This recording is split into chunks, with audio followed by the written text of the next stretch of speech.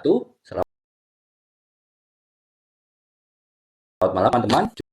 Jumpa lagi dengan saya biasa dalam live sharing menulis. Agar saya live ini berjalan dengan baik sesuai dengan yang kita harapkan dan bermanfaat bagi teman-teman. Saya putuskan untuk kita undur ke jam 10 ini sampai sekitar jam 11. Ya, mudah-mudahan dapat mengikuti live ini walaupun mungkin tidak secara penuh kan, tapi setidaknya setelah teman-teman mungkin mendapatkan apa yang teman-teman dapatkan dari pembahasan di live ini, teman-teman juga bisa dapat menjalankan room ini walaupun room ini belum selesai ya. Oleh sebab itu, untuk tahap awal saya memberikan kesempatan bagi teman-teman untuk dapat menanyakan mengenai hal-hal yang ingin ditanyakan mengenai dunia tulis menulis, baik itu yang teman-teman saksikan dari live saya sebelumnya ataupun juga teman-teman menyaksikan melalui 21 TikTok seri saya mengenai 5 harta paham menulis yang teman-teman dapat melihatnya secara gratis di teman-teman bisa masuk ke profil saya, kemudian teman-teman mencari daftar putar atau playlist sharing menulis, teman-teman bisa klik dan di situ ada 21 video yang secara detail, kemudian secara lugas, kemudian tapi juga dengan bahasa yang sederhana saya sampaikan 5 tahapan yang harus diketahui oleh seorang penulis ketika akan membuat sebuah tulisan. Nah, itu teman-teman bisa lihat semua di sana dan teman-teman bisa pelajari. Dan dari situ jika teman-teman ada yang ingin ditanyakan dari 21 video TikTok seri saya yang teman-teman bisa akses gratis di profil saya, teman-teman bisa menanyakannya melalui kolom komentar ya. Baik kolom komentar di live ini maupun pada masing-masing video, sehingga nanti akan saya jawab melalui video juga dan juga melalui live ini gitu. Oke teman-teman, sambil menunggu pertanyaannya, selamat bergabung ke Istana Prabot ya. Kali ini kita akan membahas mengenai buku non-fiksi ya, karena beberapa live terakhir kemarin kita sudah membahas buku fiksi, termasuk bagaimana cara kita membuat dramatisasi sebuah karya fiksi, baik itu cerpen ataupun novel, kemudian bagaimana kita menentukan pacing atau kecepatan dari sebuah karya fiksi, kalau ceritanya apakah kita cepatin, apakah kita lambatkan, apakah kita gabungan antara cepat dan lambat, itu saya jelaskan pada beberapa live yang lalu, dan live kemarin kita jelaskan mengenai plot twist atau unsur-unsur kejutan dari sebuah karya fiksi. Nah, karena kita sudah beberapa live terakhir kita bahas mengenai tips-tips karya fiksi, kali ini kita akan bahas mengenai tips di karya non-fiksi ya. Jadi tentu pembahasannya akan beda. Jadi kita tidak bicara mengenai pacing, kecepatan, karena kecepatan sebuah buku non-fiksi itu relatif lebih terukur daripada sebuah novel misalnya yang bisa kita atur lambat ataupun cepat. Kemudian juga kita mungkin tidak terlalu baca banyak pembahasan mengenai plot twist ya, karena di dalam buku non-fiksi itu jarang ada kejutan ya. Semuanya pasti sudah terukur dan semuanya teratur sesuai dengan fakta dan informasi, dan tidak ada unsur-unsur kejutan yang sifatnya opini ataupun imajinasi dari penulisnya. Jadi ya kita akan membahasnya dari sisi yang berbeda untuk buku non-fiksi ini, yaitu bagaimana kita membuat dari sisi penulis, bagaimana penulis itu dapat membuat sebuah karya fiksi itu menjadi baik dan tepat untuk target pembacanya, dan juga bagaimana tips-tips untuk melakukannya. Ya tentu bukan maksud saya untuk mengajak teman-teman untuk membuat buku non-fiksi ya. Bisa jadi karena teman-teman pasti dalam banyak kesempatan sering melakukan kegiatan penulisan non-fiksi. Misalnya, saya sering jelaskan, ketika teman-teman yang masih kuliah pun membuat paper atau kemudian membuat makalah, itu kan pasti membuat non-fiksi. Kemudian yang ekspansinya adalah ketika teman-teman akan membuat skripsi ya, itu teman-teman tentu akan membuat juga karya non-fiksi. Teman-teman di kantor pun juga sebetulnya sering membuat karya non-fiksi ya, artinya ketika membuat laporan mingguan, membuat laporan bulanan ke atasan, kemudian teman-teman pasti akan membuat sebuah karya fiksi ya. Nah itu jadi karya fiksi itu macam-macam teman-teman ya. Bahkan teman-teman yang mungkin terlibat di organisasi sosial, kemudian ada kegiatan, membuat laporan kegiatan, pertanggungjawaban kegiatan. Misalnya ya kemarin lah acara 17-an, mungkin teman-teman ditunjuk jadi ketua panitia 17 Agustus, acara 17 Agustus. Nah itu kan pasti nanti pada akhirnya harus membuat laporan apa ketua panitianya harus membuat laporan pertanggungjawaban kan. Nah, itu sebetulnya sebuah karya non fiksi juga gitu. Jadi karya non fiksi itu luas ya teman-temannya, bahkan lebih luas, jauh lebih luas daripada karya fiksi yang lebih terbatas kepada cerpen, lebih terbatas kepada novel dan juga kepada puisi.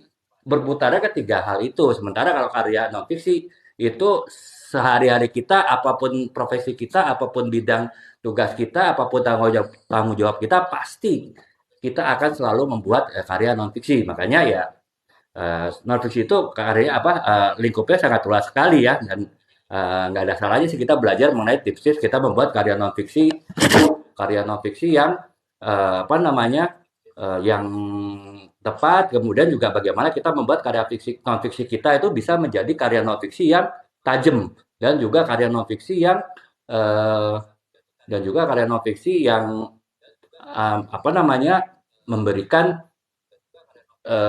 manfaat bagi pembacanya ya. Jadi pembaca non fiksi kita pun juga banyak. Kalau misalnya laporan kepada bos, tentu kita akan membuat tujuannya adalah bagaimana bos kita bisa mendapatkan informasi yang tepat mengenai apa yang kita sampaikan. Kalau kita pertanggungjawaban, ya tentu kita kepada misalnya kita kepada kalau di tadi acara 17 Agustusan di RT ya, tentu kita akan membuat laporan ke ketua RT gitu kan. Nah, itu eh, target kita gimana ketua RT itu bisa mendapatkan apa yang dia inginkan dari sebuah laporan atau sebuah tulisan non fiksi. Nah, itu jadi ini ya teman-temannya istilahnya kita banyak yang harus kita pelajari untuk pembuatan fiksi dan juga tips-tips yang harus kita ketahui gitu. Nah, karena memang tadi saya bilang kan ya apa sangat luas sekali karya non fiksi. Mungkin saya akan mengambil contoh saja ya.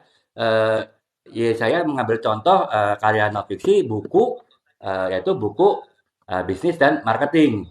Bukan apa-apa sih teman-teman. Kebetulan saya kan sudah membuat beberapa ya 6 buku ya bisnis dan marketing. Jadi saya sudah ada gambarannya sehingga ketika saya memberikan tips tersebut saya akan memberikan contoh pada buku-buku saya dan itu nanti bisa diaplikasikan di keperluan teman-teman masing-masing ya. Teman-teman mau menulis buat laporan pertanggungjawaban itu bisa diaplikasikan tips-tips itu. Membuat paper makalah skripsi itu juga bisa apa diaplikasikan. Demikian laporan ke atasan, ke bos juga itu bisa diaplikasikan. Ini sekedar contoh ya teman-teman ya.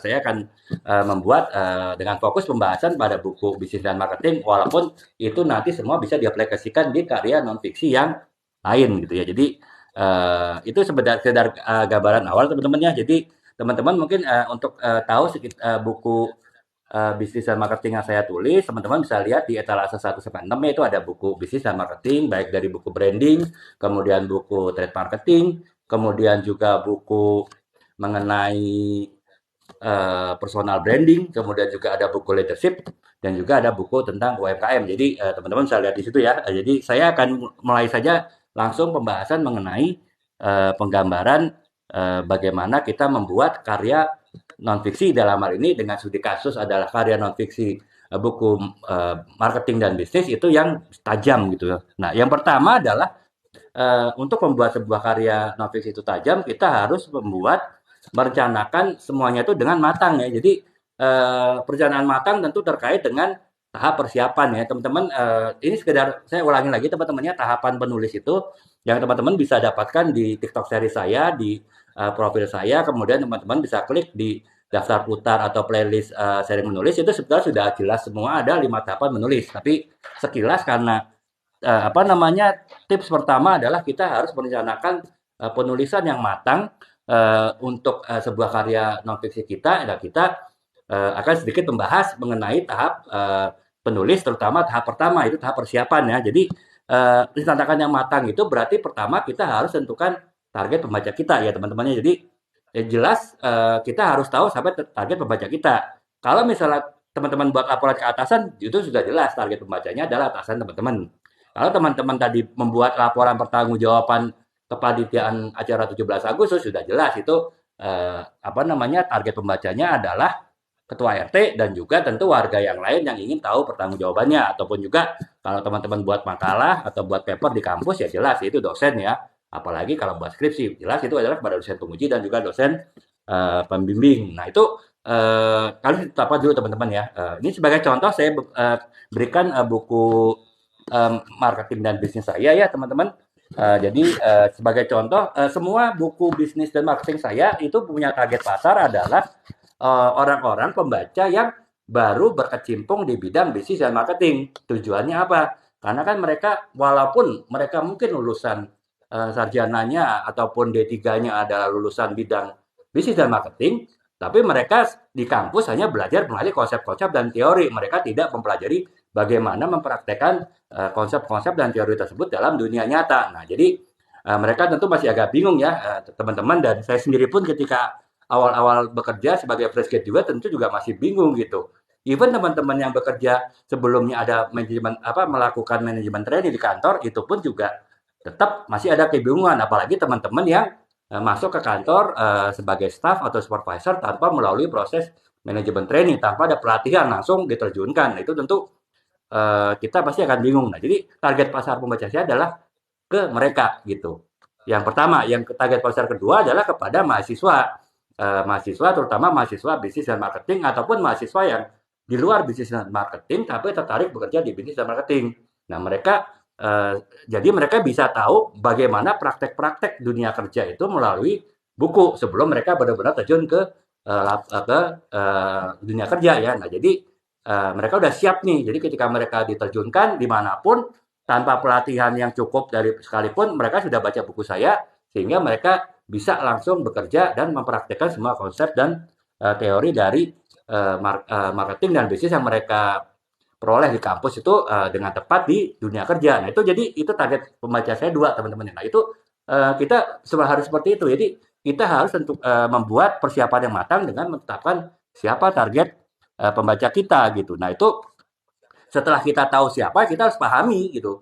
Ini tips yang kedua ya, kita harus pahami siapa, bagaimana target pembaca kita. Misalnya saya tadi itu saya ada dua ya, mereka yang baru mulai bekerja dan mereka yang akan bekerja di bidang bisnis marketing. Nah, mereka itu seperti apa? Apa yang mereka harapkan dari sebuah buku mengenai bisnis dan marketing? Kemudian apa harapan mereka dalam bekerja di bisnis dan marketing? Kemudian apa ketakutan-ketakutan mereka yang menghadapi diri mereka sebelum mereka terjun ke dalam bisnis dan marketing. Nah, itu yang harus dipahami. Jadi tidak hanya sekedar saya tahu siapa yang target pembaca saya, tapi saya juga harus bisa paham bagaimana karakter mereka dan bagaimana ekspektasi harapan mereka dan juga bagaimana mereka tanda petik galau menghadapi dunia kerja. Nah, itu harus saya pahami di awal sebelum saya menulis satu buku pun waktu itu gitu ya. Jadi saya paham mengenai mereka gitu. Itu jadi semua buku saya semua berangkat dari situ sih teman-teman. Nah, sering saya bilang dalam beberapa live kemarin,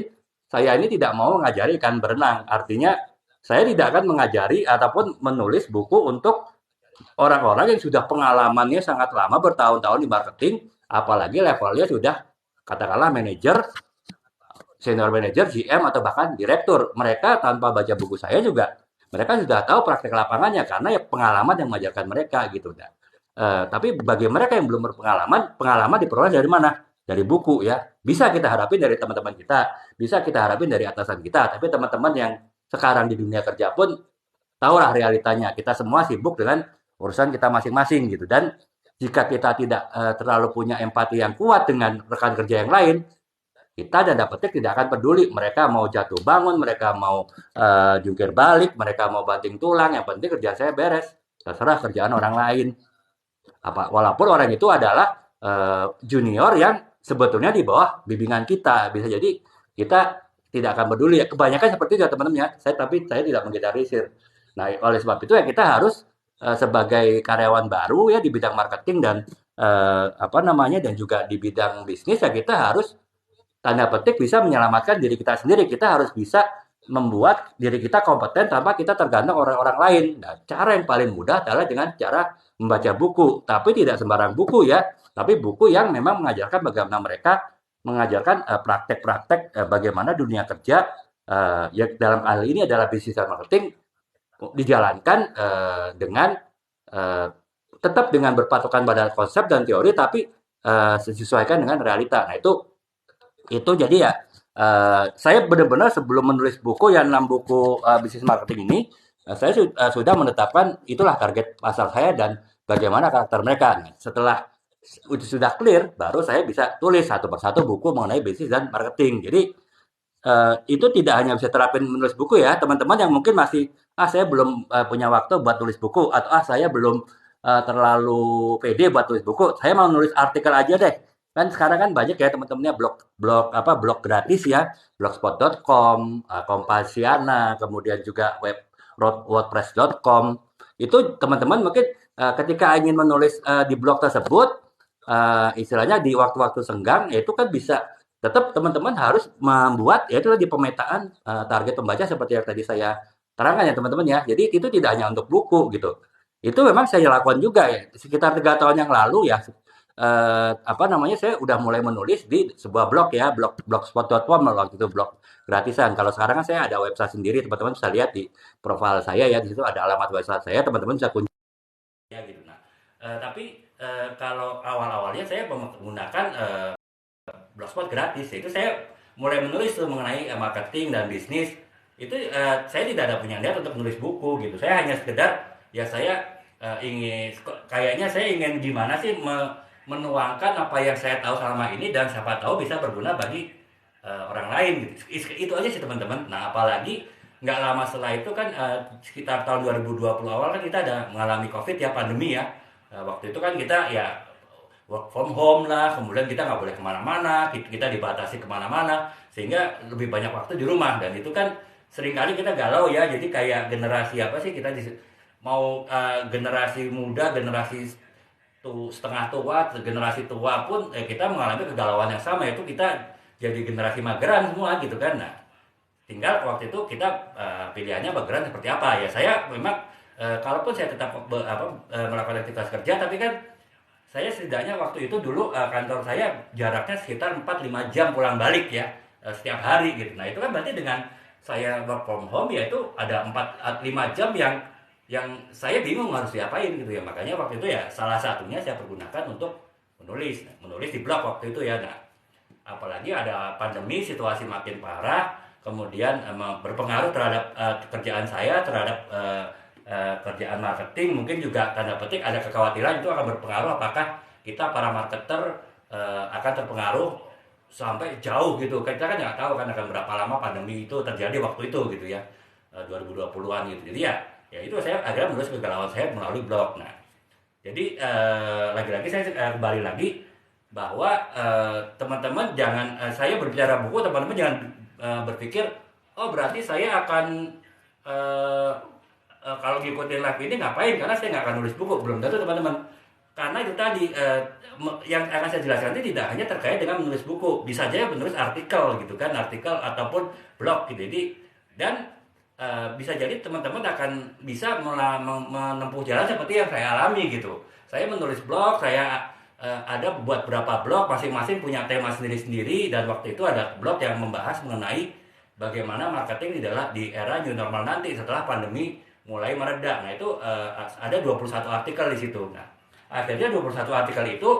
kebetulan saya punya teman yang penerbit ya teman lama sebetulnya sih lama gak ketemu tapi entah gimana akhirnya ketemu kita di Zoom kita akhirnya ngobrol-ngobrol di Zoom dan dia lihat ini saya gitu tulisan saya di blog saya dan akhirnya bilang ini lu gak ngapain hanya sekedar di blog lu ini bisa jadiin lu buku gitu 21 ini bisa di 21 artikel bisa jadi 21 bab katanya. Nah makanya saya coba olah untuk jadi buku dan akhirnya setelah saya olah-olah sedikit edit sedikit jadi buku saya ajukan ke teman saya dan dia setuju untuk diterbitkan. Nah itulah jadi banyak jalan yang tak terduga bisa jadi tiba-tiba kita menjadi menulis buku. Nah makanya teman-teman jangan takut dulu yang penting menulis itu bisa dalam bentuk tulisan kecil dan bisa berkembang menjadi tulisan yang besar pada akhirnya ya jadi apa namanya ya bisa di buku lah jadi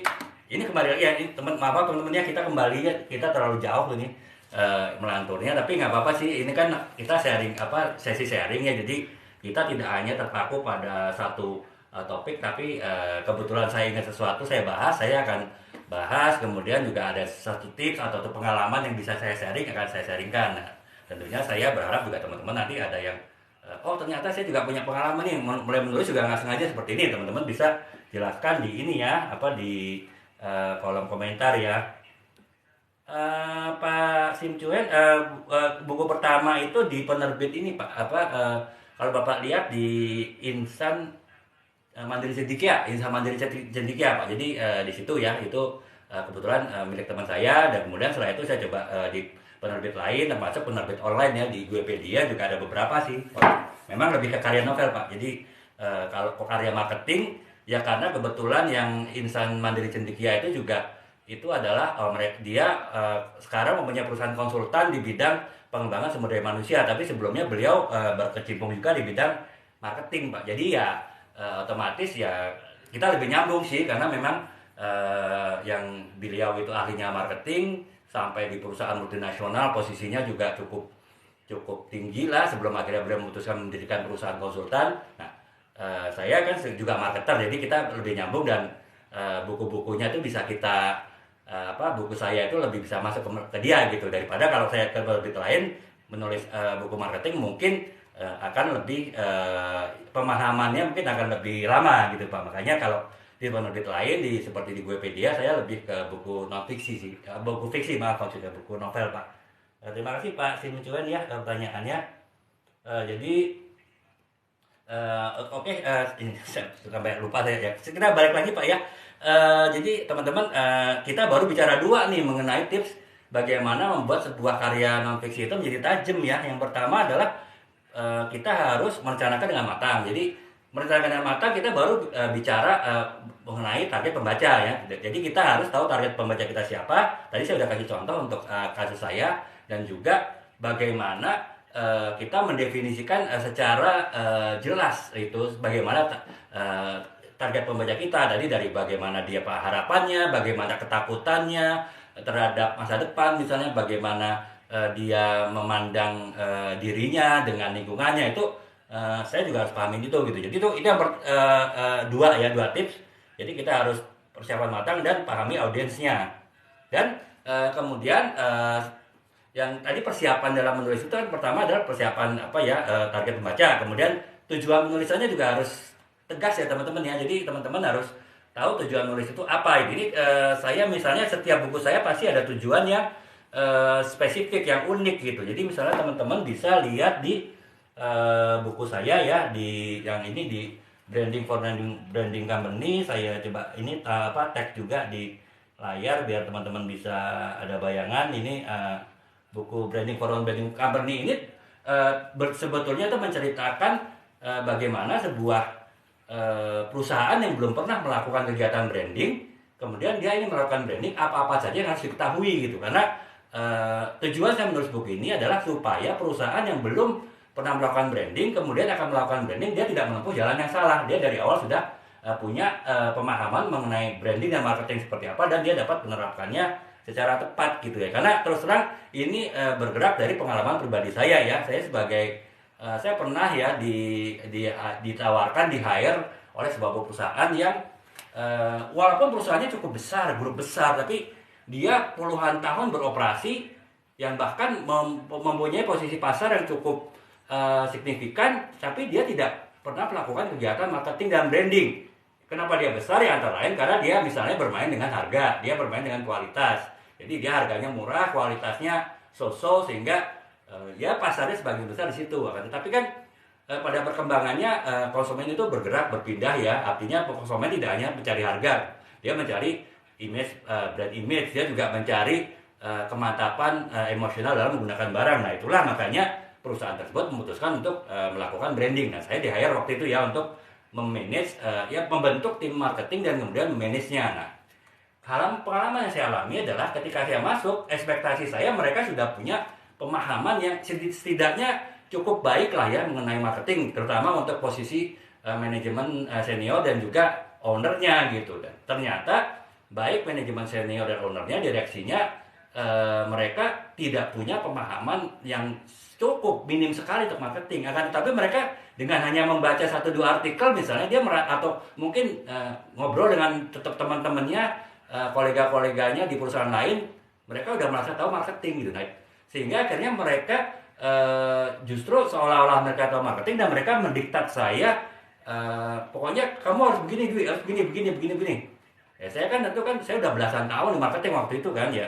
saya tentu tahu lah apa yang harus dilakukan even di perusahaan yang belum pernah melakukan marketing. Nah, disitulah kita terjadi tanda petik perdebatan sengit gitu ya di dalam setiap meeting ya, karena saya pasti berpegang pada apa yang saya tahu, sementara mereka karena pemahaman marketingnya kurang ya mereka, tapi posisi mereka posisi yang tinggi ya, direksi atau bahkan owner, jadi ya dia merasa dia nggak akan senang kalau di tanda petik saya mengkoreksi pendapat mereka. Nah, akhirnya pada ujungnya ya antara saya mengalah pada satu hal, saya ikuti aja maunya mereka sambil saya bilang, Pak, saya udah bilang saya begini, tapi kalau Bapak nggak setuju, oke saya lakukan, tapi risikonya seperti ini. Dan seringkali terjadi benar gitu. Nah itu kan proses yang nggak enak ya, walaupun akhirnya mungkin mereka menyadari, oh ya sekarang saya banyak salahnya, tapi kan itu sudah buang waktu yang pertama. Yang kedua juga udah buang inilah ya, buang inilah hasilnya kita ini sudah perasaannya udah sama sekali nggak enak gitu loh, karena kita sudah banyak ribut lah gitu di ruang meeting gitu, karena saya juga nggak mau ngalah gitu aja kan, karena kalau misalnya nanti berantakan saya hanya mengalah aja, mereka bilang ya karena kamu nggak ini duit, kamu nggak bisa kerja misalnya, padahal bukan nggak, saya nggak bisa kerja, tapi saya ngikut maunya mereka yang salah gitu. Nah itu belajar dari perusahaan situ, setelah saya pindah ke tempat lain ya saya berpikir saya tidak ingin mengalami kejadian seperti itu lagi. Kedua, teman-teman saya yang di marketing, baik yang senior level saya ataupun lebih junior yang saya tidak ingin mereka mengalami hal seperti saya. Nah makanya tujuan saya menulis buku ini adalah memberikan pemahaman kepada perusahaan yang baru belum melakukan marketing, terutama level manajemen dan ownernya, agar mereka paham sehingga ketika mereka akan menjalankan dan mereka sudah merekrut profesional marketing dari luar, itu bisa plot gitu. Nah minimal ketika saya mungkin bekerja pindah ke tempat lain dan menghadapi keadaan yang sama, saya bilang, Pak, Bapak baca buku ini dulu, saya kasih waktu 1 minggu, baru setelah itu kita diskusi. Minimal saya bisa bilang, walaupun dengan bahasa yang halus ya, tidak sesakrap itu, tapi setidaknya ya saya adalah yang bisa saya tunjukkan gitu, daripada sama sekali saya hanya menjelaskan secara kata-kata, mereka mungkin nggak akan nangkep. Tapi kalau saya jelaskan, ini Pak, Bapak baca bukunya, kalau Bapak oke, bahkan ketika sebelum saya direkrut pun saya mungkin bisa seperti itu kan, artinya saya punya pegangan. Kalau Bapak mau jalanin ini, oke, kita kerjasama, tapi kalau enggak, saya nggak join dengan Bapak. Bisa seperti itu. Jadi tujuannya itu ya teman-teman ya. Nah, jadi tujuan itu harus clear di depan gitu. Jadi kenapa saya nulis buku ini ya, tujuannya ya untuk itu tadi gitu kan. Ataupun juga misalnya, ini saya ada contoh lain, buku leadership ya. Buku leadership itu Bosku Otoriter, itu saya coba tag ya, itu di mana ya, dan saya pin dulu ya teman-teman. Bosku Otoriter, nah ini. Jadi buku ini juga berangkat dari kurang lebih situasi yang hampir sama, walaupun konteksnya beda ya dengan tadi yang saya menulis buku Training for Learning Company ini gitu. Nah, ketika saya menulis buku ini di perusahaan lain lagi, karena saya perusahaan udah cukup banyak ya mungkin hampir 10 perusahaan lah gitu. Jadi ada satu perusahaan yang bosnya itu sangat otoriter. Bos itu ya baik dia level CEO dan juga sekaligus owner ya, jadi sangat otoriter, dan teman-teman pun merasakan otoriternya itu nggak main-main lah gitu. Artinya kita tanda petik juga dalam under pressure gitu ya dalam kerja tersebut. Nah disinilah kemudian saya selamat bergabung ke Indra Gaseka ya. Kita lanjutkan lagi. Nah karena saya tujuan agar saya nggak enak kan, teman-teman pasti yang pernah mengalami seperti itu pasti nggak enak gitu. Nah karena nggak enak itu dari sisi saya, pertama saya harus cari tahu bagaimana cara-cara menghadapi bos otoriter supaya saya tetap bisa bekerja baik, saya juga tetap dapat mendapatkan performa yang baik, tapi saya juga bisa mensiasati bos yang otoriter tersebut gitu. Nah itulah kenapa makanya saya melakukan blog ini. Tadinya bukan untuk menulis buku ini sih, cuma sekedar mau tahu aja gimana sih cara-cara tips menghadapi bos yang otoriter itu, tanpa saya terpikir untuk jadi buku. Ketika saya udah terkumpul banyak informasi dan saya lihat wah informasi ini bisa jadi buku nih, tapi apa tujuan saya menulis buku ini gitu. Nah akhirnya saya berpikir setidaknya saya menulis buku ini, setiap saya galau saya udah punya nih, saya bisa baca ulang buku ini. Saya sendiri menyarankan saya untuk melakukan ini gitu. Jadi teman-teman bisa lihat ya, ini buku ini banyak gambar nih sebetulnya. Jadi ya banyak inilah, ilustrasinya juga cukup banyak. Nah jadi ya setidaknya saya bisa belajar dari apa yang saya tulis sendiri gitu, minimal. Nah, yang berikutnya adalah eh, saya berharap teman-teman lain yang menghadapi situasi seperti saya, baik di perusahaan yang sama ataupun di perusahaan berbeda, dengan membaca buku ini pun juga bisa mempunyai ya setidaknya wawasan lah bagaimana menghadapi bos yang otoriter. Yang pertama adalah kita mengidentifikasi bos yang otoriter ya, karena bos otoriter dan otoritarian pun itu sudah beda, menghadapinya sudah beda. Jadi kita harus paham dulu bos kita otoriter atau otoritarian. Ketika benar-benar otoriter, bagaimana menghadapinya. Nah itu tujuan saya tuh nulisnya. Jadi untuk diri saya sendiri sama sih dengan buku yang ini ya. Untuk saya diri saya sendiri dan juga untuk teman-teman lain yang mungkin menghadapi hal yang sama. Jadi itu sih teman-teman. Kita harus pasti ya tujuan kita secara spesifik itu setiap apa yang kita tulis, buku kah ataupun artikel kah ataupun ya kita tulisan di blog kah, itu harus clear kita mau tujuannya apa. Nah itu saya sekedar contoh aja deh teman-teman yang memberikan gambaran mengenai apa yang harus teman-teman perhatikan ketika menentukan tujuan penulisan. Nah itu baru kita menentukan tujuan penulisan kan, belum tadi kan untuk persiapan tuh ada target pembaca, tujuan penulisan, kemudian batasan penulisan yang seberapa luas ya. Kalau misalnya bos otoriter ini saya cuma sekedar membahas bagaimana kita menghadapi bos otoriter dan juga bagaimana bos otoriter bisa berubah seandainya ada bos otoriter yang tergerak hatinya baca buku ini misalnya ya, atau ada mungkin tim yang memberi buku ini, dia sebetulnya bisa berubah. Sebenarnya kenapa sih dia otoriter? Pasti kan ada titik-titik yang membuat dia otoriter dan bagaimana dia bisa mengatasi otoriter dia tersebut dengan berbagai hal yang ada di buku ini. Jadi ya karena kan otoriter itu seringkali bisa jadi sifat, karakter, ataupun juga bisa jadi karena dia tekanan ya. Kita harus pahami juga bahwa atasan kita tuh pasti ada mendapat tekanan dari atas, apalagi kalau atasan kita tuh levelnya direksi kan, pasti dari owner, dari komisaris itu ada tekanan. Nah itu ya itulah seringkali tidak mereka sadari, dan makanya mereka jika menyadarinya mereka mungkin bisa merubahnya. Nah itu makanya ya inilah tujuannya jelas untuk itu ya teman-temannya. Jadi makanya batasannya adalah tadi saya terangkan lagi batasan penulisan. Batasannya adalah yaitu tadi, kalau untuk buku ini sekedar untuk itu aja. Jadi saya tidak akan melebar-lebar bahas teori psikologi mengenai seorang otoriter ataupun juga teori leadership yang macam-macam. Enggak sih, saya hanya terbatas itu aja, praktis aja tujuannya. Jadi saya membatasi tulisan itu sampai di situ kita.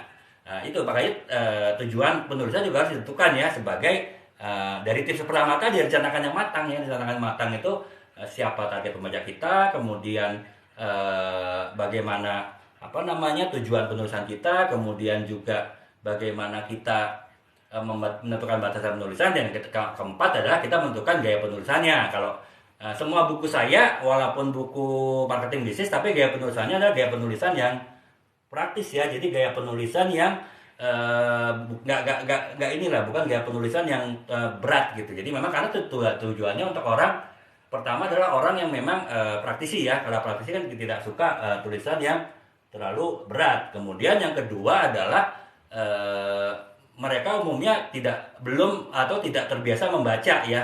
Ya kita maklum lah ya, di Indonesia kan memang tingkat literasi membacanya itu cukup rendah lah gitu. Walaupun lulusan universitas sekalipun literasi membaca mereka itu umumnya tidak tinggi lah ya. Secara internasional pun pernah ada riset dari 62 negara, kita posisi kedua dari bawah ya teman-teman ya.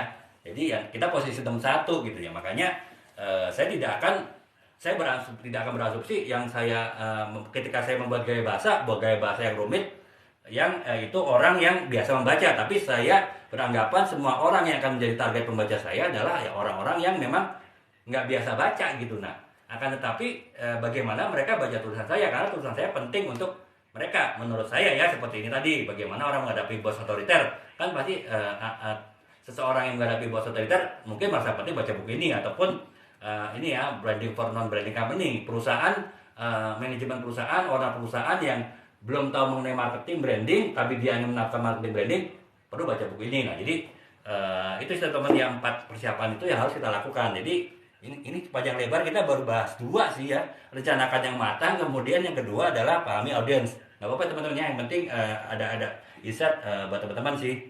Nanti saya coba rangkum lagi teman-teman di akhir pembahasan sehingga gambaran besarnya teman-teman juga bisa dapat ya. Yang ketiga adalah ini tips ketiga adalah kita membuat konflik yang menarik gitu. Jadi tidak hanya karya non fiksi ya seperti novel, karya fiksi seperti novel ataupun cerpen yang ada konfliknya, akan tetapi dalam sebuah karya seperti yang saya bahas pada beberapa live yang lalu, sebuah karya non fiksi pun itu bisa dibuat dramatis. Makanya konflik juga tetap harus jika memungkinkan kita masukkan ke dalam sebuah tulisan. Yang kalau tulisan saya yang ada konfliknya memang yang ini sih yang paling mudah teman-teman ya, bos otoriter ya, karena tanpa kita harus mencari unsur konflik dalam sebuah karya buku leadership aja udah jelas kalau bicara bos otoriter itu pasti konflik antara bos dengan timnya, terlepas konflik itu adalah konflik langsung ataupun konflik tidak langsung. Artinya si bosnya itu galak, tidak ada yang berani ngelawan, tapi akhirnya anak buahnya di belakang suka ngomongin dia, performanya juga jadi menurun. Nah itu kan sebetulnya buah dari konflik ya. Jadi di dalam buku ini saya memang banyak menyinggung sisi-sisi konflik sih. Makanya ini saya coba terapkan tips untuk membuat konflik. Tapi ya itu tadi, ini kan sebetulnya tips ya teman-teman ya. Tips itu saya ada 12 tips di sana, tidak harus dilaksanakan semua. Itu semua disesuaikan dengan kepentingan. Ketika saya menulis buku Branding for Non-Branding Company ya tentu saya tidak akan saya tidak akan bicara mengenai konflik ya, karena yang saya bicarakan adalah bagaimana perusahaan harus melakukan ini ya. Jadi di buku ini saya tidak ada konflik, tapi di buku ini bos otoriter saya ada konflik. Jadi kita membuat konflik yang menarik dengan catatan ya, memang di buku tersebut bisa dibuat konflik. Misalnya buku leadership itu bisa dibuat konflik, kemudian buku personal branding bisa jadi dibuat konflik gitu kan, ataupun buku beberapa buku lain gitu. Tapi ada beberapa buku lain juga, buku branding misalnya, bagaimana kita menerapkan branding itu sepertinya agak susah dibuat konflik. Jadi ya tips ketiga ini menerapkan konflik yang menarik dalam sebuah buku non fiksi, dalam ini konteksnya adalah buku marketing dan bisnis, itu bersifat tentatif ya, tergantung apakah memungkinkan atau tidak dilakukan hal tersebut gitu. Nah, kemudian yang keempat adalah kembangkan karakter yang kompleks. Ini lagi-lagi ya mengadaptasi dari buku fiksi seperti novel ya. Kalau novel kan pasti ada karakter, pasti ada tokoh utama, ada tokoh pendamping, ada tokoh antagonis, ada tokoh protagonis. Nah, kalau dalam sebuah buku non fiksi itu memang tidak lagi-lagi seperti kita bicara yang konflik tadi ya, tidak selalu harus ada tokoh, tapi bisa juga untuk lebih menarik kita juga bisa membuat adanya tokoh ya. Jadi misalnya ya ini bos otoriter, saya ada 2 tokoh nih. Jadi sepanjang buku ini saya bercerita 2 tokoh, bos A dan bos B gitu ya. Bos A adalah contoh bos yang otoriter, bos B adalah contoh bos yang otoritarian. Nah itu semua ada jalan ceritanya, semua ada karakternya masing-masing. Dan terus terang yang bos otoriter itu juga sebagian mengambil inspirasi dari bos saya dulu ya seperti saya bilang, buku ini sebetulnya setengah curhat sih. Jadi ya ada beberapa kisah, tanda petik kisah nyata yang saya masukkan ke dalam buku ini, tentu dalam konteks yang saya rubah nama, saya rubah tempat, saya rubah posisi si bos itu, dan juga banyak hal lah ya. Tapi artinya saya tetap membuat pengkarakteran dalam buku ini ya. Lagi-lagi di buku yang Branding for Non-Branding Company ya saya tidak membuat karakter, karena saya tidak bicara pada karakter, saya berbicara konsep ya, konsep dan aplikasi implementasi. Jadi ya lagi-lagi tips untuk buat karakter itu adalah dengan catatan jika situasinya memungkinkan, dan memungkinkan tidaknya kan teman-teman yang lebih paham ya ketika akan menulis suatu tulisan gitu. Jadi ya ini lagi-lagi adalah tentatif ya untuk tips yang ini. Kemudian gunakan bahasa yang kuat gitu. Jadi artinya ya bahasa yang kuat itu ya bahasa yang tepat dengan target pembaca ya. Tadi kan saya sudah jelaskan kalau target pembaca saya adalah pembaca yang sebenarnya tidak suka membaca gitu loh. Dia membaca terpaksa. Misalnya membaca buku ini Branding for Branding Company terpaksa karena perusahaannya ingin menjalankan kegiatan branding, ataupun dia seseorang terpaksa membaca buku otoriter karena dia ingin tahu bagaimana cara menghadapi bos yang otoriter. Nah itu jadi saya tidak akan mereka membacanya udah terpaksa kan, nggak mungkin saya membuat kata-kata yang rumit gitu, tapi saya akan membuat kata-kata yang simpel, sederhana, praktis, akan tapi juga kuat gitu. Kuat maksudnya apa? Ya maksudnya adalah tujuan mereka baca buku ini adalah untuk tujuan praktis, untuk tujuan aplikasi praktek ya.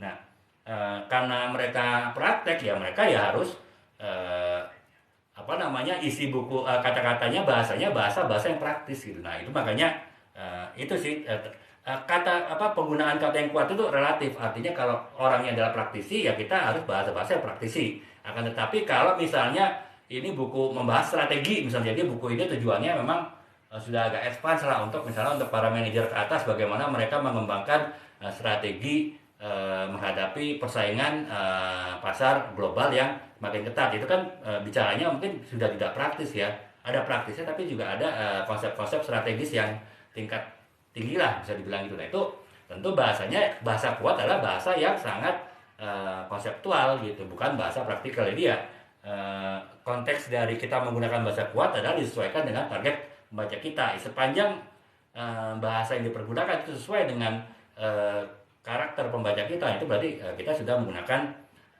bahasa yang kuat gitu ya, teman-teman ya. Kemudian yang ke enam adalah kalau bisa kita menggunakan analogi dan metafora. Jadi ya karena kan kadang kita menjelaskan bahasa praktis tapi melalui konsep-konsep yang mungkin agak-agak rumit gitu ya. Kita harus bisa membuat metafora ataupun analoginya. Jadi misalnya ketika saya dalam buku inilah gitu, misalnya buku Trade and Support Marketing ya, ini kan teman-teman mungkin yang di bidang marketing bisnis tahu ya, ini bidang yang cukup baru ya, mungkin di Indonesia baru 20 tahun diterapkan di perusahaan, bahkan support marketing belum 10 tahun lah diterapkan. Nah jadi mungkin masih agak-agak sulit lah membayangkan konsep-konsepnya, bahkan konsep-konsep yang ada pun juga belum belum konsep yang baku ya, konsep-konsep yang masih apa namanya konsep-konsep yang masih relatif cair lah, bisa apa namanya tidak seperti marketing ya. Kalau marketing kan ada strategi misalnya segmentasi, targeting, positioning, itu kan sudah baku lah dari mulai kuliah sampai perusahaan Unilever pun juga melakukan itu gitu, ataupun juga 7P misalnya ya, price produk, kemudian promotion, kemudian place, people, process, dan physical evidence, itu kan udah yang pasti. Nah kalau ini belum pasti, makanya seringkali saya memberikan penggambaran gitu. Jadi seperti di buku ini ada namanya, kalau teman-teman lihat itu di halaman berapa, jadi ada dia menerangkan bagaimana struktur dari pemasaran itu seperti sebuah piramid, jadi seperti sebuah gunung gitu ya. Ini kan sebetulnya dalam bentuk yang walaupun masih agak rumit juga, tapi sebetulnya ini bentuk metafora ya, membuat seolah-olah bahwa sebuah upaya untuk berhasil melaksanakan target marketing itu kita harus melakukan bentuk piramid. Artinya mana yang menjadi landasan yang harus kita perkuat di bawah, dan mana yang menjadi penarik keberhasilan di atas. Nah itu metaforanya seperti sebuah gunung, sebuah piramid. Nah, itu tentu bisa dibuat metafora yang lain ya, atau metafora yang bahkan lebih simpel lagi gitu. Nah, tapi intinya adalah kita menggunakan metafora itu adalah untuk menjelaskan sesuatu yang lebih jadi simpel gitu. Jadi ya nggak selalu harus ada metafora juga gitu. Jadi kalau sepanjang semua itu bisa dijelaskan dengan tanpa metafora, dengan langsung, dengan to the point, why not gitu ya, kita langsung aja. Tapi kalau ada konsep-konsep yang agak rumit yang harus dijelaskan dengan metafora, itu juga kita bisa menggunakan metafora. Bisa metafora tadi ya, misalnya tadi seperti piramid untuk menjelaskan bagaimana proses berhasil dalam sebuah trade marketing. Itu ada tahapan-tahapannya melalui piramid, ataupun juga bisa bentuk yang lain, bisa bentuk diagram, ataupun juga bisa dalam bentuk ilustrasi. Itu bisa digambarkan gitu. Misalnya yang inilah yang simple deh, ini yang apa namanya ya, ini metaforanya nih teman-teman mungkin lihat tadi, sempat lihat ya, ada gambar ini teman-teman lihat tadi ada kucing, ada tikus ya. Jadi teman-teman bisa lihat mungkin ya. Nah itu sebetulnya penggambaran. Jadi saya ingin menggambarkan sebetulnya karakter Tom and Jerry, tapi kan saya nggak mungkin membuat karakter Tom and Jerry di buku ini ya, karena itu tergantung copyright ya. Makanya saya buat karakter yang umum lah antara kucing dan tikus, tapi sebetulnya saya bercerita di dalam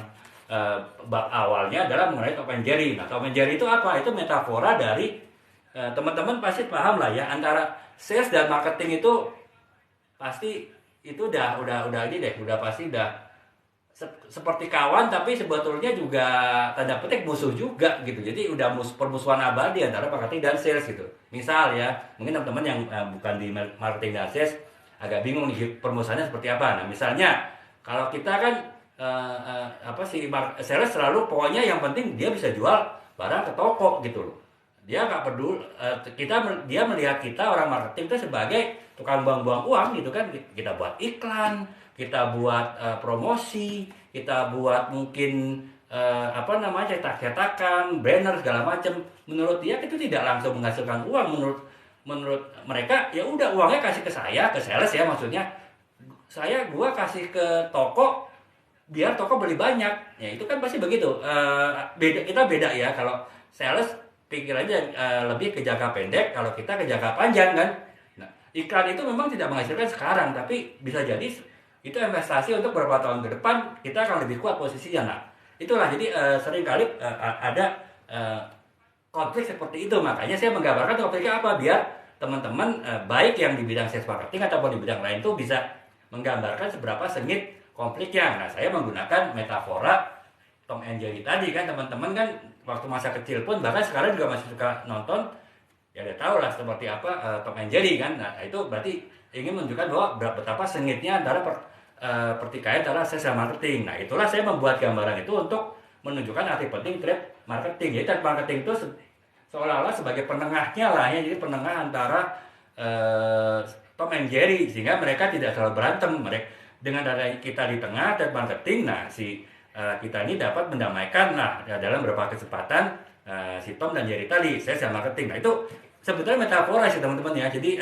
ya lagi-lagi saya ingin memberikan gambaran singkat aja gitu, tanpa saya harus banyak berkata-kata, tapi pembaca bisa paham gitu bahwa buku ini ditulis yaitu untuk menunjukkan arti penting trade marketing sebagai apa namanya, pendamai lah dalam petik ya, sebagai penengah antara sales dan marketing. Nah, jadi gitu teman-teman ya, contoh penggunaan metafora ini dalam konteks buku ini, tapi teman-teman bisa pergunakan penggunaan metafora lagi dalam konteks yang berbeda ya. Jadi lagi-lagi konteks ini teman-teman relatif ya, tapi ini sekedar contoh sih teman-teman. Yang tadi saya menggunakan konteks Tom and Jerry di buku trade marketing ya, seolah-olah sih nggak nyambung, tapi ya kalau dipikir-pikir ya menurut saya sih nyambung ya. Jadi itu ya, itu tips yang keenam, kita gunakan analogi dan metafora ya dalam penulisan.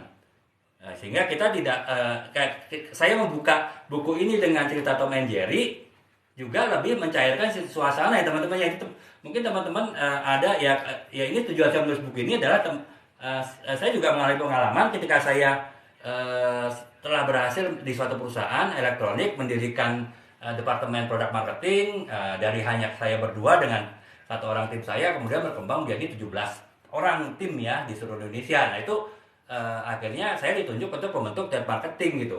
Terus terang saya nggak punya background trade marketing waktu itu. Saya paham trade marketing seperti apa. Setidaknya di perusahaan-perusahaan sebelumnya saya pernah tahu lah, pernah berhubungan dengan orang-orang dari trade marketing.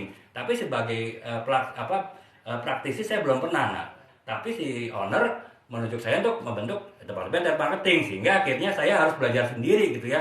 Bodoh nekat, bonek, belajar sendiri. Apesnya waktu itu tahun 2010 nggak ada buku trade marketing sama sekali gitu. Bahkan sampai saat ini pun kalau saya bilang teman-teman, buku saya tulis ini Trade dan Software Marketing ini adalah buku trade dan software marketing yang satu-satunya sampai saat ini yang bahasa Indonesia. Yang lainnya adalah bahasa Inggris. Coba teman-teman cari deh yang bahasa Inggris di toko buku Gramedia atau di mana, pasti teman-teman nggak dapet. Teman-teman pasti kalau mau cari buku-buku trade marketing bahasa Inggris itu adanya di eBay ataupun juga di Amazon. Bukunya sih murah, pajak yang sini mahal sama ongkos kirim ya. Nah itu, makanya ya itu tujuan saya tulis buku ini ya, karena saya tanda petik juga udah babak belur ketika saya harus membentuk departemen trade marketing tanpa saya punya knowledge yang cukup di perusahaan. Bahkan direktur saya pun tidak paham trade marketing. Jadi apa kata saya, mereka pasti ikutin sepanjang saya bisa yakinkan. Nah, ini kan sebetulnya juga beban ya bagi saya ya. Nah, untuk saya nggak mungkin saya justru kondisi ini asal gitu loh, membuat sebuah konsep, sebuah bahkan membentuk struktur organisasi dan merekrut orang kan pasti biaya investasi kan. Nah, itu saya nggak akan sembarangan gitu. Makanya saya akhirnya ya harus belajar sendiri ya. Dan tahun 2010 kan internet nggak seperti sekarang gitu. Internet pun juga susah.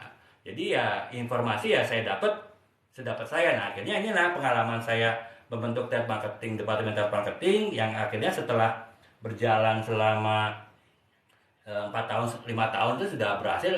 Dari lagi-lagi 3 orang, saya dengan 2 tim menjadi 17 orang gitu ya. Ya 16 17 orang lah. Nah, itu eh, berarti apa namanya, ini lah apa ini jadi saya tujuannya adalah untuk supaya teman-teman yang mengalami seperti saya ditunjuk oleh perusahaannya, oleh direksi, oleh owner untuk membentuk suatu tim trade marketing tanpa harus seperti saya dulu gedebak-gedebuk cari informasi, cari data, kemudian mencari seperti apa trade marketing. Saya harus banyak ngobrol dengan teman-teman saya yang sudah di trade marketing, kemudian ya pokoknya banyak cara lah.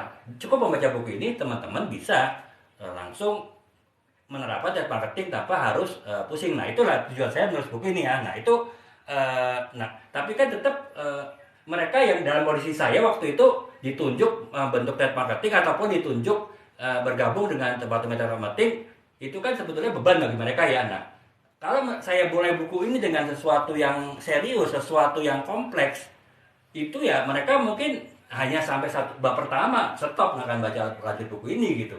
Nah, makanya ya saya membuat yaitu metafora Tom and Jerry di awal, yaitu sehingga mereka ya lebih ya setidaknya lebih fun lah ketika memulai membaca buku ini gitu, sehingga harapannya mereka akan lanjut ke bab berikutnya gitu. Nah, makanya ini apa namanya, metafora itu penting ya, antara lain untuk itu tadi, untuk mencairkan suasana ataupun ice breaking lah kalau kita istilah di training ini ya, training sumber daya manusia ya, ada ice breakingnya, sehingga lebih buku yang terkesan berat, buku non fiksi yang kesannya mungkin agak serius itu menjadi serius tapi santai gitu. Ada unsur santainya, ada unsur ringannya itu ya dengan metafora tadi ya. Nah, bagaimana bentuk metafora itu teman-teman punya cara masing-masing ya. Kalau saya tadi ya untuk buku ini metaforanya simpel aja sih, masa kecil saya gitu, Tom and Jerry. Jadi teman-teman juga bisa melihat, mungkin teman-teman yang ketika mau nulis buku tiba-tiba ke Tobita gitu ingat Suneo, ya bisa aja sih kasus pakai film Doraemon gitu, atau mungkin pakai film Naruto gitu ya, bisa aja, nggak apa-apa. Yang penting tetap relevan gitu teman, tetap relevan dengan yang ditulis. Nah, jadi kurang lebih ya teman-teman ya. Jadi kita kembali lagi ke tips ke-6, itu kita gunakan analogi dan metafora untuk yang pertama membuat ringan tulisan yang berat jadi lebih ringan. Yang kedua, pembaca lebih mudah memahami maksud kita untuk hal-hal yang sifatnya kompleks dipahami gitu. Itu yang ke-6 ya, baru ke-6 dari ada 15 tips. Sekarang udah jam 11 ya. Ya saya percepat ya teman-teman ya. Jadi 11/4 saya usahakan udah selesai ya. Nah, itu kemudian yang ke-8 adalah kita gunakan riset ya. Jadi ya ini standar sih kalau sebuah sebuah buku non fiksi udah pasti ada riset gitu. Bahkan saya sering katakan sebuah novel pun saya banyak melakukan riset ya. Untuk novel ini misalnya yang bercerita kisah romantis lah, kemudian mereka perjalanan bulan madu ke Turki ya, saya harus riset di Turki itu itinerary ataupun perjalanan wisata romantis itu apa aja gitu kan ya. Itu novel ya, harus riset ya, apalagi ya kita bicara buku non fiksi. Nah, misalnya contohnya marketing dan bisnis, jadi riset itu harus dilakukan dengan cukup ini sih ya, dengan cukup kuat lah, intens lah ya. Ya sekarang sih enak teman-teman ya, terus terang saya banyak menulis buku marketing ini, saya sangat relatif cepat ya, bisa jadi buku Bosco Authority nggak nyampe 1 bulan, disambi sela-sela kegiatan saya bekerja juga bisa selesai. Ini buku ini Branding for and Building Company 2 bulan selesai. Karena apa? Yang pertama yang saya tulis adalah hal yang dekat dengan saya ya. Ini saya tulis buku marketing, ya itu kan ya 20 tahun saya di marketing sampai saat ini kan istilahnya udah mimpi pun saya juga sudah mimpi marketing sih ya. Jadi apalagi hanya tanda petik hanya menulis buku, yaitu hanya sekedar memindahkan apa yang ada di pikiran saya ke laptop gitu ya, bahkan saya seringkali nulis dari handphone gitu. Nah itu sekedar itu aja gitu pertama, tapi riset di dalam pikiran saya, tapi kan saya tetap harus riset juga kan untuk tambah wawasan. Nah itu sekarang enak harus dengan kita bisa dengan apa namanya, dengan internet ya, internet itu sangat membantu gitu. Nah saya teringat ketika saya buat skripsi tahun 90-an akhir lah, skripsi S1 waktu itu saya harus mengunjungi berbagai perpustakaan, bahkan sampai perpustakaan wilayah, dan saya harus bongkar-bongkar. Waktu itu saya nulis kebijakan alih teknologi otomotif ya, walaupun background saya waktu itu sih di hubungan internasional, tapi saya menulisnya itulah apa, business to government ya, jadi ya itu. Nah itu saya harus buka-buka majalah otomotif dari tahun 60 sampai tahun 90-an waktu itu. Nah itu rumit kan. Nah sekarang nggak akan serumit itu, karena dengan internet teman-teman pasti akan lebih mudah sih. Jadi makanya tidak ada alasan tidak bisa melakukan riset yang baik ketika kita menulis karya non fiksi ya. Bahkan sekarang ada ChatGPT juga gitu kan. ChatGPT malah tanpa kita harus buka berbagai artikel ya kita udah bisa dapat jawabannya. Walaupun lagi-lagi teman-teman ini sekedar tips aja sih, hati-hati sih, karena tips ChatGPT itu kan menggunakan data referensi yang dia udah punya kan, yang belum tentu itu tepat, belum tentu itu pas gitu. Makanya tetap harus dikonfirmasi ulang dengan teman-teman melakukan googling juga gitu. Jadi lihat artikel di website-website yang reputable. Nah teman-teman bandingkan benar apa enggak. Kalau udah benar nggak apa-apa sih pakai yang ChatGPT, karena lebih ringkas kan daripada kita meringkas sendiri gitu. Nah ini sekedar saran dari saya teman-teman ya, pengalaman saya nulis. Saya walaupun sudah ada ChatGPT tetap saya konfirmasi dengan Google. Jadi saya walaupun sudah ada Om ataupun Mas ChatGPT, Mbah Google nggak tetap saya lupakan sih. Ini sekedar saran teman-teman ya. Teman-teman mungkin bisa ada formulasi lain dalam mencari informasi, mencari data, yaitu monggo sih. Jadi ya masing-masing bisa tentukan mana yang paling baik gitu. Nah itu yang ke-8 ya. Jadi kemudian yang ke-9 ya edit dan revisi. Jadi lagi-lagi ya saran saya lagi-lagi ya, saya selalu ingatkan teman-teman kalau nulis aja, jangan mikir. Pokoknya tulis sampai selesai, draftnya selesai, itu baru setelah itu berpikir harus revisi. Setelah itu harus berpikir harus melakukan perbaikan gitu. Jangan teman-teman tengah nulis berpikir untuk revisi dan perbaikan, berantakan ya teman. Yakin pasti berantakan. Karena apa? Teman-teman tulisan yang belum selesai, tapi kemudian teman-teman revisi. Nah, yang kedepannya masih belum jelas, yang udah ke belakang, udah selesai, itu masih teman-teman kutak-katik lagi, nggak akan pernah kelar sih teman-teman. Terus terang saya alhamdulillah nggak pernah yang mengalami itu lah, tapi beberapa teman penulis yang ya ketika kita dulu sama-sama awal-awal menulis itu ketika dia melakukan kesalahan, yaitu melakukan revisi sebelum tulisannya selesai, biasanya nggak jadi teman-teman. Bukan saya bukan saya nakut-nakutin, tapi itu yang sering terjadi seperti itu gitu. Ya itulah mungkin teman-teman yang ada pengalaman, teman atau diri sendiri skripsinya lama bisa jadi seperti itu gitu. Bukan karena malas, bukan karena apa, tapi karena ingin melakukan revisi itu sebelum tulisannya selesai. Jadi ya lagi-lagi ini sekedar tips dari saya ya yang sudah menulis beberapa buku. Teman-teman mau revisi itu nanti setelah selesai tulisan. Jadi itu tipsnya ya.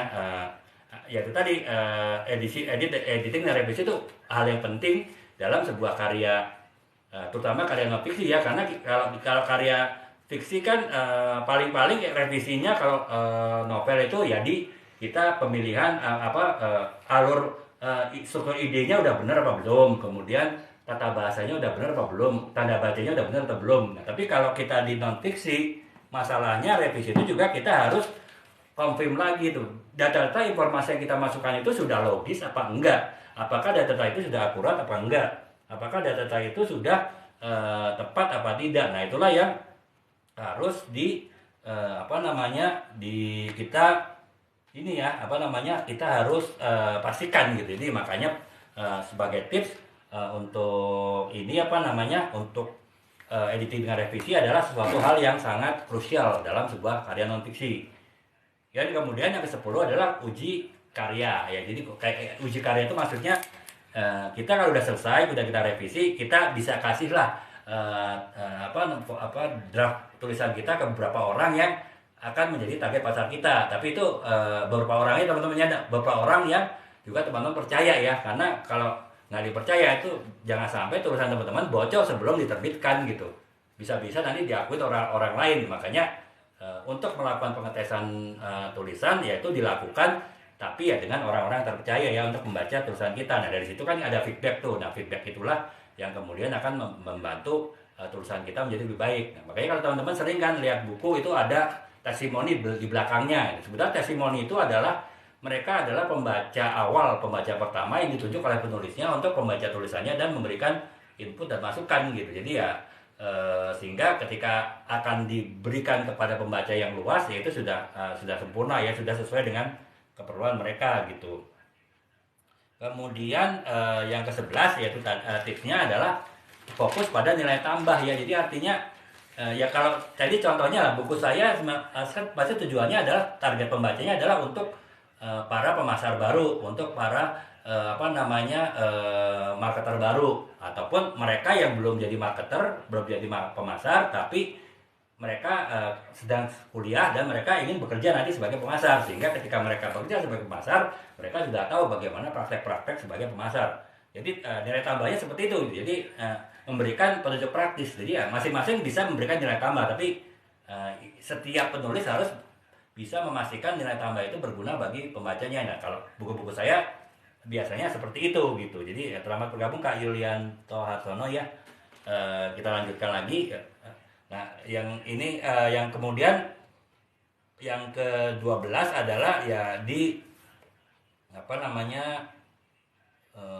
ya sebenarnya sih udah di luar penulisan sih, seperti promosikanlah tulisan karya Anda gitu ya, promosikan ya artinya ya saya ada website, teman-teman bisa lihat ya, itu kan sebetulnya untuk mempromosikan buku-buku saya. Kemudian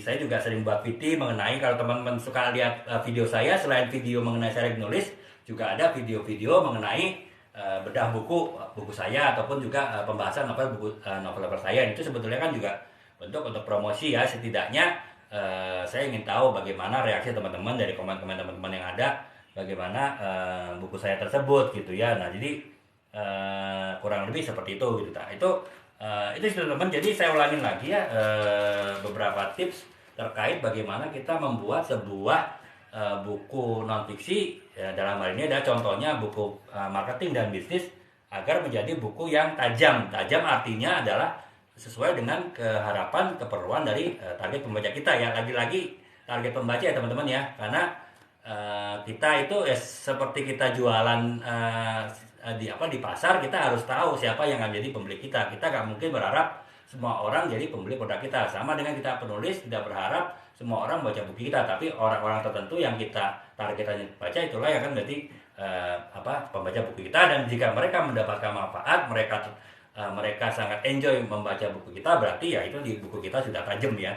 Nah buku kita tajam itu yang pertama adalah dengan perencanaan yang matang. Jadi saya udah jelasin tahap-tahapan, ada 4 tahapan untuk membuat sebuah tulisan menjadi matang. Ada yaitu pas tentukan target pembaca, tentukan tujuan penulisan, kemudian tentukan batasan penulisan, dan juga tentukan gaya bahasa penulisan. Itu yang pertama ya. Kemudian yang kedua, pahami audiens. Jadi artinya teman-teman tidak hanya sekedar tahu saya pasarnya adalah orang-orang yang baru mulai kerja, fresh graduate. Nah fresh graduate yang seperti apa itu teman-teman harus definisikan sendiri. Jadi tidak hanya sekedar sosok, tapi sosoknya itu punya karakter seperti apa, kemudian punya keinginan seperti apa, punya harapan seperti apa, mungkin punya ketakutan ataupun bagaimana masa depan seperti apa, itu harus didefinisikan ya. Kemudian yang ketiga adalah buat konflik yang menarik.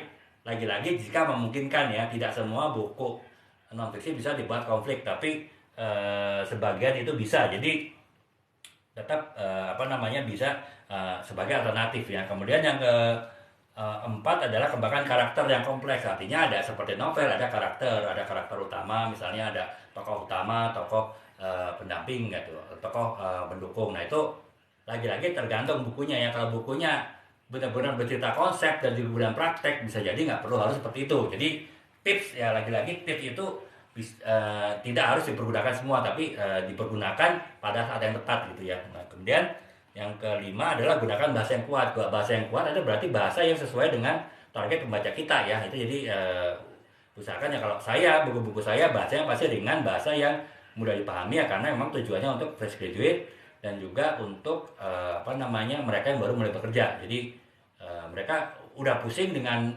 kerjaannya, saya nggak mau pusing lagi dengan baca buku yang rumit gitu. Nah itu nah berarti buku saya istilahnya kuat karena apa? Itu bisa memenuhi keinginan mereka gitu ya pembaca saya gitu. Kemudian yang ketujuh adalah buat plot yang terstruktur ya. Jadi artinya alurnya itu juga harus urut ya. Jadi apa namanya dari ya seperti kalau ini umumnya kan kalau buku apa namanya non fiksi pasti ada babnya. Bab-babnya itu harus urut gitu. Jadi ini seperti saya ada buku nih sampai bab 12, 14 lah ini ya. Jadi bab-babnya harus urut, jangan kebolak-balik gitu. Beda dengan novel ya. Kalau novel saya sering kali ya ini seperti novel ini saya bercerita di masa depan dulu baru mundur lagi ke belakang gitu.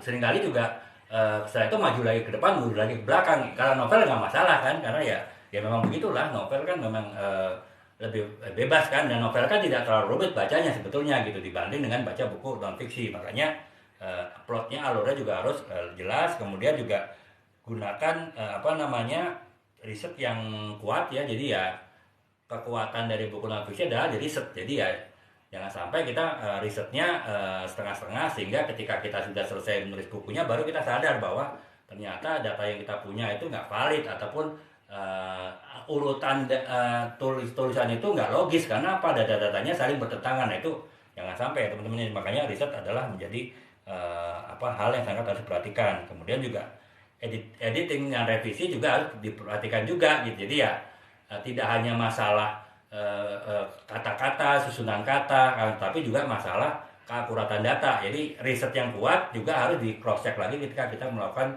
editing dan revisi gitu. Dan kemudian yang ke-10 ada uji karya kita. Ya, melakukannya apa namanya itu tetap harus disesuaikan dengan kepentingan penulisan buku ini dan juga bagaimana teman-teman mengolahnya. Itu lagi-lagi buku walaupun non fiksi itu adalah karya seni. Nah, karya seni adalah tentu setiap orang punya touch, punya sentuhan masing-masing. Jadi tips ini hanya sekedar untuk membantu teman-teman dalam menulis, akan tetapi bagaimana teman menulis itu tentu tergantung dari teman-teman sendiri bagaimana gaya teman-teman menulis gitu. Jadi, nah apabila ada teman-teman yang ditanyakan ya teman-teman bisa